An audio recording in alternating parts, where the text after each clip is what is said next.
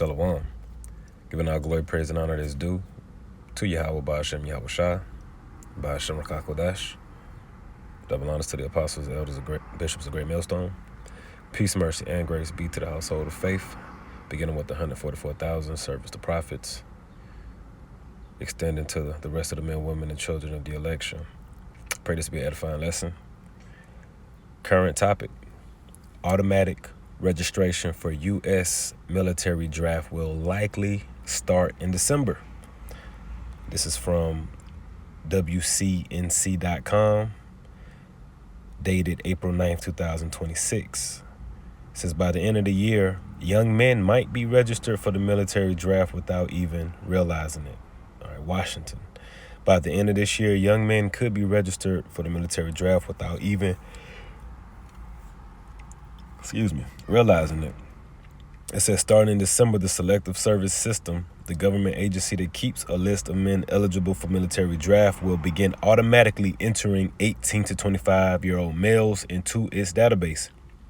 It's a change from a system that currently requires young men to enter their information manually within 30 days. That's a Spirit. GMS Atlanta Devout Servants just posted military draft officially coming soon.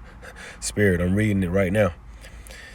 Spirit, man, which the spirit of the Most High Yahweh Shem Shai has been saying this through the mouth of the prophets.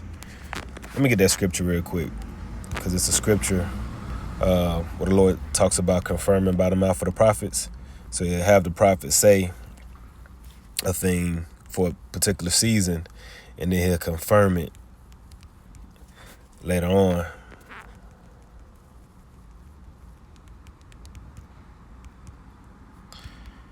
Let's see where this is at.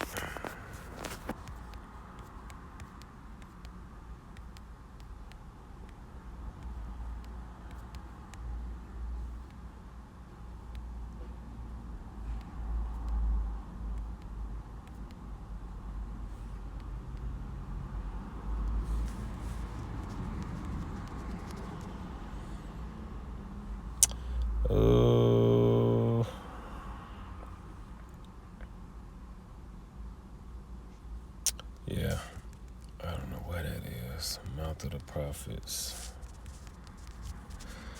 Mouth of the prophets.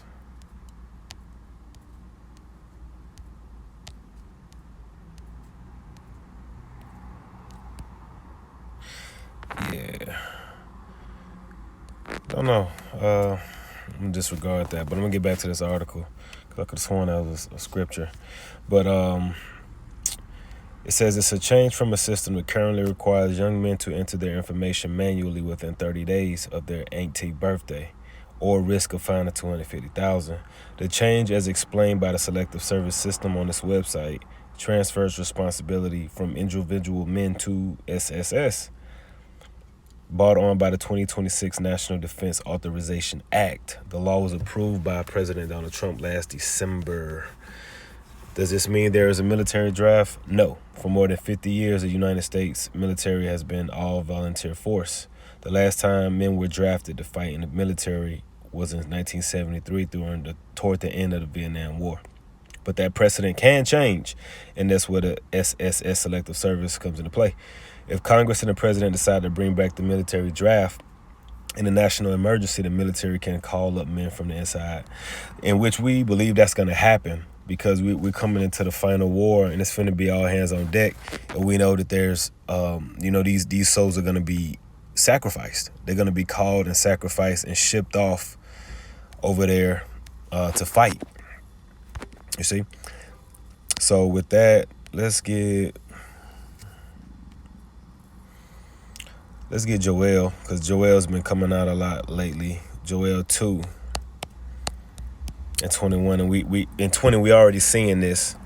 It says, "But I will remove far off from you the northern army, and will drive him into a land barren and desolate, with his face toward the east sea, and his hinder part toward the utmost sea. And his stink shall come up, and his ill savor shall come up, because he have done great things." So the Most High gonna send troops from Babylon the Great toward that region. The land is barren and desolate. Speaking of Saudi Arabia, the East Sea being the Persian Gulf, the West, the utmost sea being the Red Sea. Troops are gonna be out there, and their stink are gonna come up. They're gonna end up being shipped off, and they're gonna die in the wars, and then their wives are gonna be here as widows, not having men. So from there, let's go to 2 Esdras 15.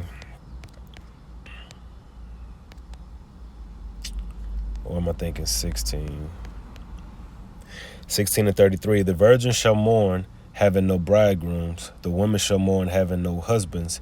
Their daughters shall mourn, having no helpers. In the wars shall their bridegrooms be destroyed, and their husbands shall perish of famine. And that's what happens in war. And during the times of war, there's famines that take place. Let's do a quick search on that.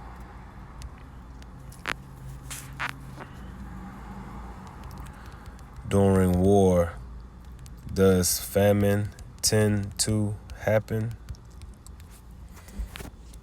It says, yes, famine often happens during war and not by accident. War disrupts food systems at every level.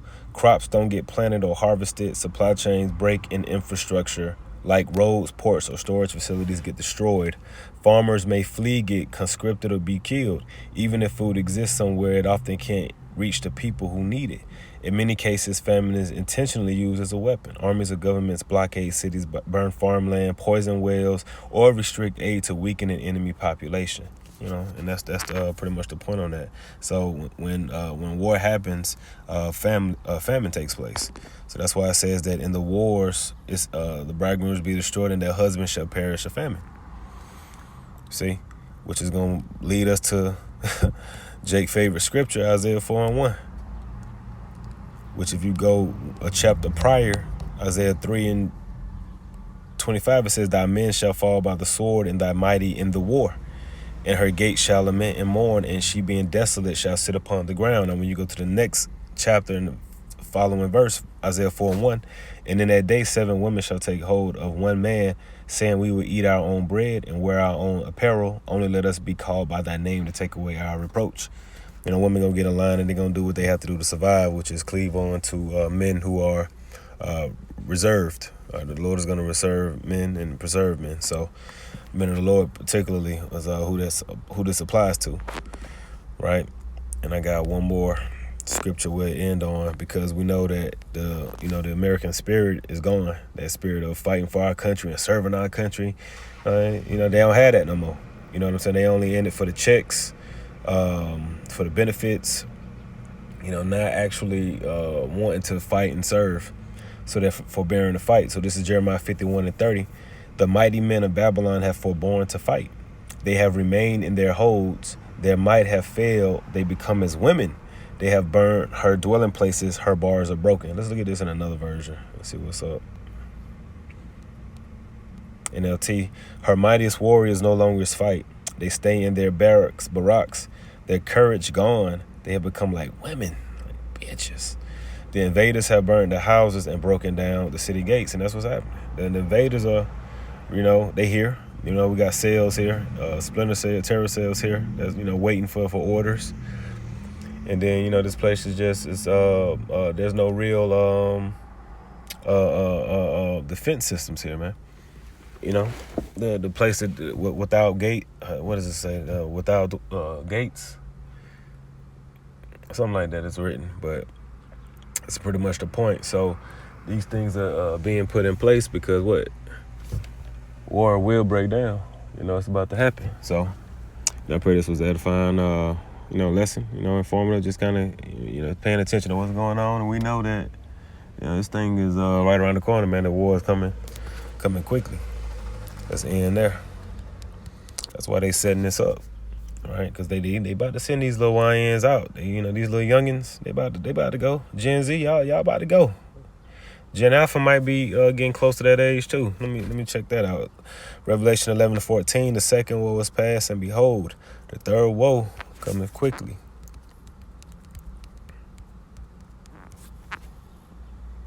So Gen Z is 1997 to 2012. So Gen Alpha is what, 2000?